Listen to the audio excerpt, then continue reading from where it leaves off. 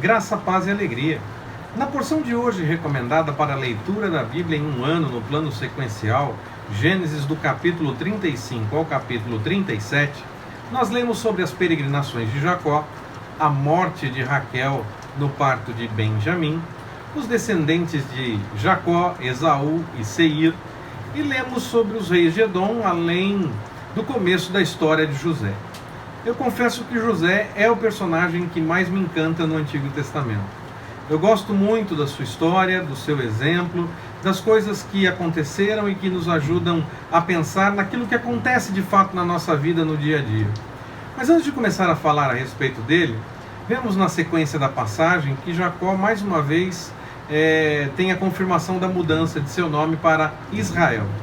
A repetição pode significar tanto que aconteceu de novo de fato, como que havia mais de uma tradição histórica para falar a respeito do mesmo evento.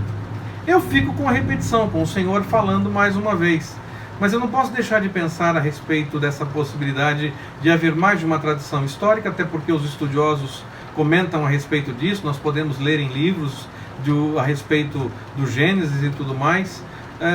E aí existem várias tradições diferentes a respeito do mesmo evento, e no livro aparecem várias dessas tradições.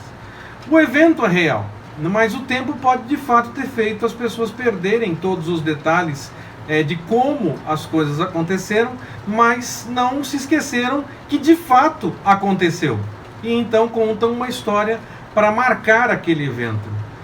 Como o evento em si é mais importante do que a forma como se desenrolou, se foi de um jeito ou se foi de outro, o mais importante é que de fato aconteceu.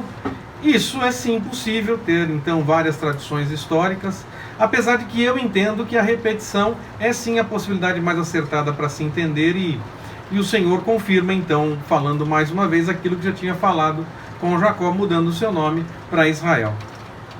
Mas de qualquer forma, eu acredito que o livro do Gênesis é uma grande colcha de retalhos, escrito por várias mãos e possivelmente unidos a partir de textos diferentes e escritos por pessoas diferentes, ou pelo menos em momentos diferentes, e por isso em alguns momentos pode parecer que eventos se repetem, são contados de outra forma. Insisto que eu acredito sim na repetição, mas pode ser que pessoas diferentes falam a respeito do mesmo evento de formas diferentes, com detalhes diferentes, mas porque querem registrar que o evento aconteceu e não têm mais acesso a todas as informações de como ele aconteceu. Só sabem que ele aconteceu, então as histórias são contadas e as pessoas fazem o registro dessas histórias, e nós encontramos então no livro do Gênesis isso. Aliás, uma passagem na nossa porção lida hoje, do capítulo 35 ao capítulo 37, mostra que o texto de Gênesis toma forma final, de fato, só depois da monarquia instalada em Israel. E pastor, o que é isso agora? Basta ler o capítulo 36, o versículo 31. Lembra que eu falei em outra mensagem que a Bíblia revela no seu próprio texto que aquilo foi escrito no momento em que era necessário contar que as coisas eram diferentes antes? Esse texto, 36, 31, revela que os reis de Edom foram reis em Edom antes que reinasse algum rei sobre os filhos de Israel. Se fala isso, é porque agora já tem rei em Israel, no momento em que o texto é escrito. Se tem essa explicação que os reis de Edom reinaram antes que houvesse rei em Israel, é porque alguma coisa aconteceu no momento em que o texto está sendo revelado. A Bíblia não esconde essas coisas. O problema é quando os estudiosos tentam aplicar essa possibilidade de ver diferenças temporais em qualquer texto, mesmo os que não revelam claramente. Eles podem até acertar, não nego essa possibilidade, mas eu fico com a Bíblia, porque ela própria revela e mostra que essa crítica temporal pode ser aplicada apenas nesses textos, principalmente nesses textos, para saber quando um texto de fato foi escrito e revelar a sua época em que ele foi escrito, se ele está falando de um momento anterior ou se é da época de fato em que ele foi escrito. Como é que a gente pode então entender o momento do texto? Acho que a Bíblia é bem clara nesse aspecto, ela própria se revela nesse ponto, e as pessoas às vezes tentam criar e explicações e entendimentos que na verdade talvez errem, talvez acertem, mas eu fico mais com essa revelação da própria Bíblia, que ela de fato mostra essas coisas. O fato de ter tomado forma final na época da monarquia não quer dizer que o texto não existia antes. Como eu disse, eu entendo que Gênesis é uma grande colcha de retalhos, com vários textos, talvez com pessoas diferentes, escritos em momentos diferentes, por mesmas pessoas, mas em momentos diferentes. Por isso, em alguns momentos, parece que a história é contada mais de uma vez, ou que ela começa, entra outra história no meio e volta à história anterior. No capítulo 14, versículos 18 e 20, parecem deslocados da história. Se nós começarmos a ler a história antes, até o versículo 17, e retomarmos no versículo 21, a história segue. E os versículos de 18 a 20 parecem deslocados, uma história colocada dentro de outra história. Mas esse texto em si, ele é importante, é citado inclusive no livro de Hebreus e tudo mais. Quer dizer, ele tem a sua importância claramente revelada. No entanto, parece que é uma história dentro de outra história. Pessoalmente entendo que Moisés é o grande responsável pelo texto do Gênesis, aliás, de todo o Pentateuco. E ele escreveu muita coisa, juntou muita coisa para que o texto tomasse forma final, ou pelo menos encaminhasse aquilo que foi a forma final no momento em que pensaram em terminar de fato o texto. Apenas eu sei que, independente de acreditar que ele é o autor, eu sei que ele não escreveu tudo, e que historicamente alguns textos tomaram forma final de fato com a intervenção de editores durante a monarquia mesmo, principalmente nos reinados de Davi e Salomão.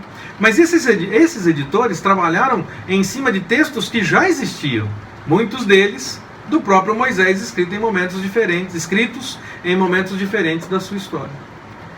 O texto fala mais uma vez de genealogia, descendências e afins, e eu entendo que isso serve para mostrar a historicidade do texto.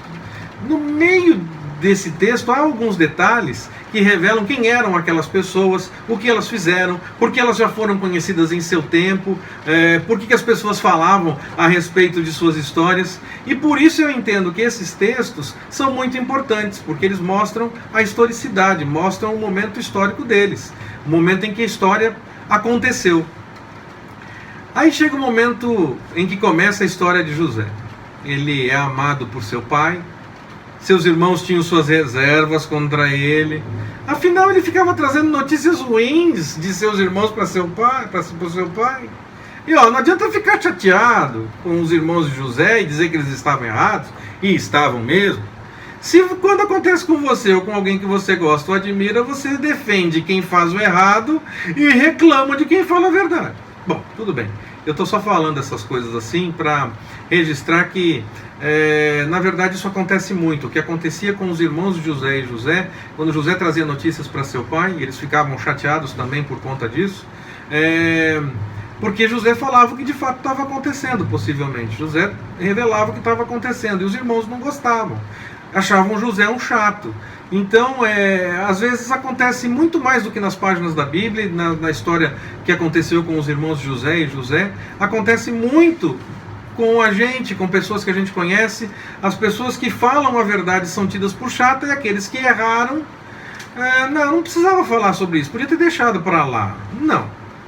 Na verdade, o errado não é quem alerta a respeito do que está acontecendo errado. Errado é quem faz o ato errado em si. Então, nós precisamos parar para pensar se nós não estamos vivendo isso, ou não estamos vendo pessoas vivendo isso e não estamos alertando, que na verdade, quando alguma coisa errada acontece, se ela é revelada, não é chato aquele que falou do erro. Errado é quem errou de fato, e não quem falou o que aconteceu. Seus sonhos, outro motivo pelo qual os irmãos tinham suas reservas contra José, são revelações do alto, mas ainda não era totalmente entendido. Ele contava os seus sonhos para os seus irmãos e eles ficavam ainda mais chateados. Mesmo seu pai, que guardava tudo aquilo no seu coração, amava José, ele chega a repreender José num determinado momento, mas José era de fato amado por seu pai e amado pelo Senhor. procurando seus irmãos para trazer notícias para seu pai, talvez uma daquelas notícias más notícias que o José vivia trazendo, porque na verdade ele viu o que estava acontecendo e dizia, e aí ele era o errado porque dizia o que estava acontecendo. Bom, será que José falava alguma coisa que não era verdade? Não parece, o texto não parece mostrar isso, parece mostrar de fato que os irmãos faziam algumas coisas e queriam que ficasse escondido, e José era o chato que revelava. Não, o chato era quem fazia o errado de fato, né? Aí os irmãos acabam prendendo José e querem matar de fato o seu irmão. Rúben, que já tinha aprontado com o seu pai, se deitando com uma concubina dele, mostra aqui um momento de responsabilidade e tenta salvar José para levá-lo de volta para seu pai. Mas no momento em que Rúben se afasta, os irmãos acabam se livrando dele, vendendo para ismaelitas que iam para o Egito e ficam com a túnica de mangas compridas ou de várias cores, depende da tradução. Era uma túnica que dava destaque a ele. Molham em sangue animal e mentem a seu pai que encontraram daquele jeito e fazem parecer que José foi morto. José não tinha sido morto, eles sabiam o que tinha acontecido, mas Jacó acredita que José foi morto e fica de fato inconsolável diante daquela situação. Quando nós buscamos a vontade do Senhor, podemos sim despertar ciúmes. As pessoas, mesmo as mais próximas, podem não entender o que estamos fazendo, falando, podem tentar fazer parecer que na verdade nós estamos errados. O que temos que fazer é seguir fazendo a vontade do Senhor, independente do que aconteça, independente das complicações, independente de qualquer coisa. Deixemos o Senhor agir e sigamos buscando a sua vontade. Que o Senhor nos abençoe. Forte abraço, até mais, permitindo o Senhor.